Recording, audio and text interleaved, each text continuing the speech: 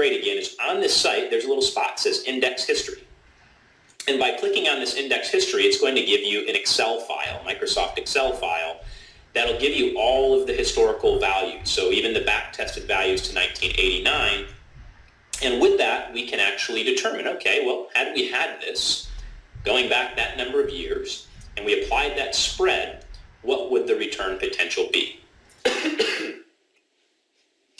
Pardon my cough, everybody. I seem to be getting a little cold. So if we go over to this spreadsheet, which I created on the left here, this is going to actually show us that very data. So when you first get it, it would just have columns A and B. And those are just the dates and the actual U.S. Dynamic Balance Index values. I have it scrolled down, so it's showing the more recent history. Pardon me. Showing the more recent history down here. But if we scrolled up, you'd see we can go all the way back. If I went all the way to the top, it would take us back to March 1st of 1989, again, about 25 years ago. So all it is, we took those different data points, and I calculated all of the different possible 365-day returns. So these percentages you see here, like when it says 5.99%, April 23rd of 2014, that means the last 365 days, the indexes went up 5.99%. I then just added a simple column over here, which would tell you the net return after the spread, and would show us that the past 12 months, this would be up 4.09%. And that would be the return. If someone had had this a year ago, again, mind you, it didn't actually exist a year ago, but if you could have had this exactly as it's constructed today, the return would have been 4.09% after 1 year. And right below that, I calculated the averages. So these two cells we see here at the bottom, this is just what the average, it's not the annualized return. So keep in mind that when investment returns compound, they'll actually grow the return when they're positives. This is just the average, so it's what the average or the median return, or mean return, excuse me, would be of all of these thousands. And you can see here on the left, we're talking there's 6,000 plus pieces of data that we're looking at. So the average of that 6,000 plus would be before the spread 7.29%, after the spread 5.39%. So if someone's telling you, hey, this is the greatest index and you can make huge returns, you make wonderful returns, look, the returns are not bad. But now, pause. The fact that's omitted here is, once again, this 5.39 that you see on his own spreadsheet. That, when we add it to the protected income value multiplier of 50%, we now have a rate of 8.08%. That is what the growth on the protected income value is. Now, important fact, protected income value is not real money. Okay, this is simply a calculation that is used down the road for income. But the protected income value is real money for legacy transfer, because this is a death benefit. And we're going to see approximately 10 or 15 times that number is never taken into consideration. A huge flaw with this review. Net of the 1.9% spread, it's 5.39%. It's not 7, it's not 8, it's not 10, it's 5.39. So again, nothing wrong with that. It's just important that you just don't take people's word for things. You want to actually do the homework. And based on the homework, we can see that if this thing works like it's planned, so when they do a back test does not mean that you're going to get that return. In fact, it says right on that Barclays site, this is hypothetical. It's based on a back test, and hypothetical performance data results may not be indicative of future performance. My view is when I look at a back test, that's like your best case scenario, because it was built with the benefit of hindsight.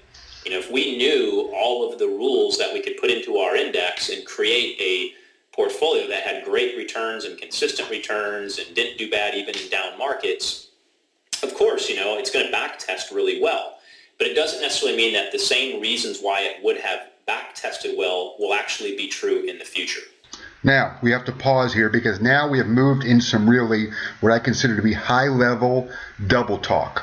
Because as to say back testing is the best case, that is just an absurd statement. Isn't that exactly what every mutual fund manager, what every investment advisor used to sell the future results? It's called window dressing, and Wall Street is master. I know this, the Ninja's clients who were close to retiring or who had already retired would much rather have had the steady upswing in the last 14 years of this terrible 5.39% while they were needing money than the two devastating meltdowns that happened in reality. I think perhaps a 30-year-old may be a better candidate to have this conversation. So I would look at this again as somewhat of a best case scenario, that the way it was designed, it actually works. Now, there's a chance it could do better. There's a chance it could do worse, but I certainly wouldn't expect any more than what the backtest is. That's just my opinion on backtesting.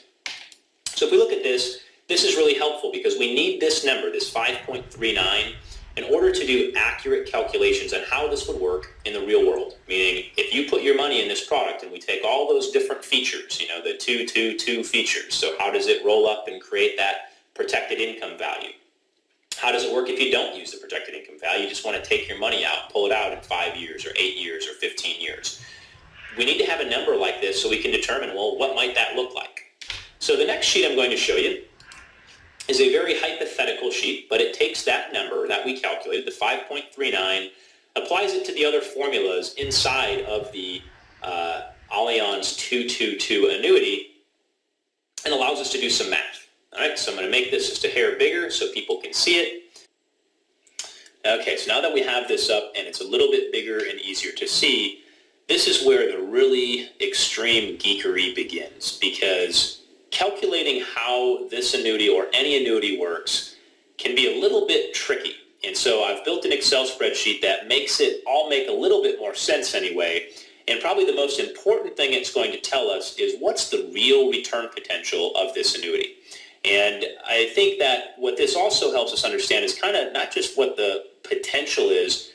This is all kind of almost like your best case scenario. Actually, this is where the extreme disregard for basic math begins. So pay close attention because we're going to see some very, very slippery math begin to occur. Again, it's possible it can be a little bit better, but it's actually possible it could be worse too. So this is what I would call realistic return expectations. People are showing you anything that ends up being higher than what I reveal in the next 10, 15 minutes, I would run, not walk, and find someone who's going to be a little bit more honest and forthcoming with you. So here's what we're calculating here. I've built a hypothetical example. In this example, we have two investors, so a couple, and that couple is both age 60, so we can see that here. We're going to just show $100,000 because it's a nice, easy, round number. That's right up here at the top. It then says bonus 15%, but mind you, the bonus in this case only applies to the protected income value. It doesn't actually apply to the growth account or real money value. So we're going to be able to see kind of how those two different values play together in this illustration. I then also put in here the life expectancy for a couple who's 60 years old. This comes directly from the Internal Revenue Service, so they let us know what the average life expectancy if you have a couple, both age 60. Obviously, one person is more likely to die sooner than the other, but the longer of the two should live about 26 years. This is really important because when we think about these lifetime income benefits, things like the protected income value and how that generates a guaranteed income, it's going to work better the older you are. So the longer you live past your life expectancy, the better it tends to work out.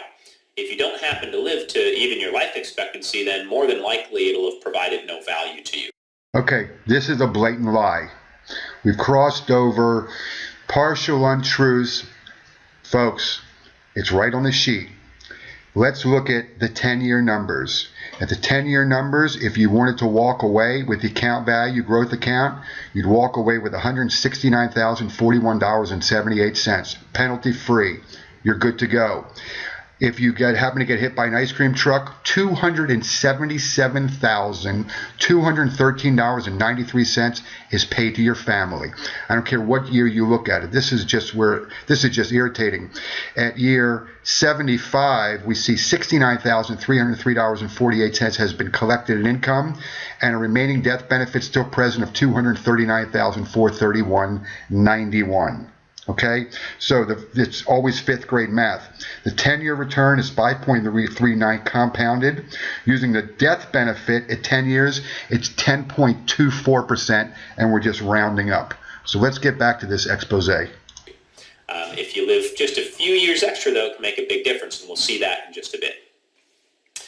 I then have the distribution, and I'll show you how this was calculated in a second, but this is what the calculation would be if we have a 60-year-old couple. They start, because the contract tells us we need to wait 10 years, they're going to wait until age 70, and at age 70, using our, again, our calculated return, we used this spreadsheet over here on the left for that tells us that one might expect possibly to earn 5.39%.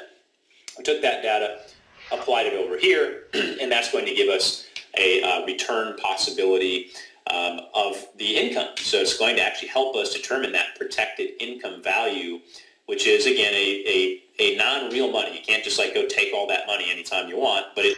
No, you can't take it. But once again, you will never hear in this slanted review the emphasis on that legacy transfer. Suppose this individual, the spouse, was not insurable. I can't imagine anybody having a problem with getting $277,000 or $239,000 or $196,000 after you had collected this also. So once again, we're reviewing a policy that really doesn't even exist. Let's get back to it. It is a dollar amount that will be calculated to help us know how much income we get in 10 years. So as we know, we can see there's no income rider expense. That is a positive on this product, is that some annuities, they charge you an extra fee if you're going to have a rider for either death benefit or for a nursing home. Let's pause once again. That's exactly right. That's a very valid point. Is since there is no fee and no rider fee, is it not true that this death benefit is absolutely free? There's no mortality cost that's being charged against your principal. Or for lifetime income. In the case of the 222, there is no fee, and the only real fee you pay is like if you're using that Barclays index, and it has a spread of 1.9, that's your...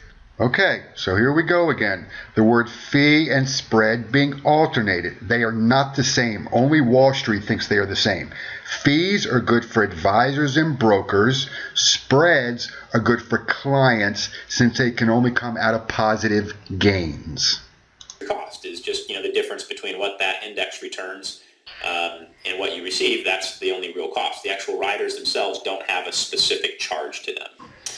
So with all that data, we can calculate this big old mess of data down below us. I'm going to scroll down a touch. I'm going to blow this up just a little bit bigger because I know most of my readers, they need it to be just a hair larger so they can make some sense of it.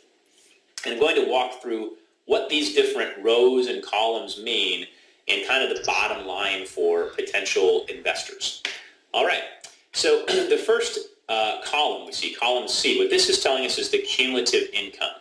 And the cumulative income is just if you're using that guaranteed income base, if we have this 5.39% growth from our dynamic balance index, it's going to create a growth rate of your protected income value. There's a formula then applied to that to tell you what your income is.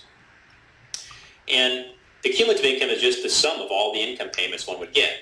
Now, the way we came up with the income, this $13,860, is that after 10 years, whatever the income value grows to, if a couple is 70 years old, if you're looking at what kind of income can be guaranteed for two people's life at age 70, it's 5% of whatever your income base was. So 5% of this income base, which I'll show you how this was calculated in just a minute, is $13,860.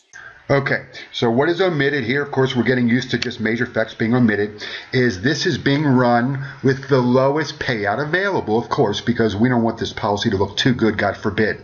What is not being shown here is the single life payout, which of course is guaranteed at age 70 to be 5.5%.